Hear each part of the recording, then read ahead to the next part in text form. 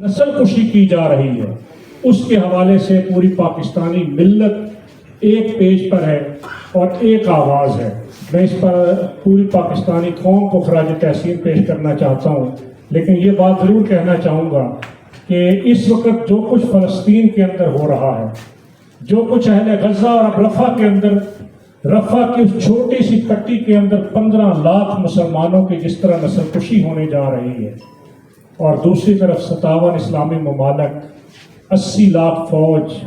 ہمارا ایٹمی پروگرام، ہمارا میزائل پروگرام، دنیا بھر کے مسلمان ممالک کے وسائل اور ٹیکنالوجی، اور امت مسلمہ اس طرح کٹ رہی ہو،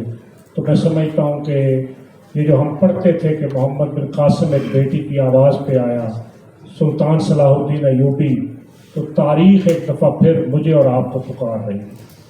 اور اس موقع کے اوپر ضرورت ہے اس بات کی کہ سب سے پہلے تو سیز فائر کسی بھی طریقے سے وہاں پہ کروایا جائے، اس لیے کہ جو نسل کشی ہے یہ سیز فائر کے بغیر اس کا راستہ نہیں رک سکے گا۔ اور اگر ہم عالمی سطح پر یہ پریشر ڈیولپ کر سکیں کہ دنیا کے کوئی 20-30 مسلم ممالک کے حکمران اگر مصر کے بارڈر پر چلے جائیں،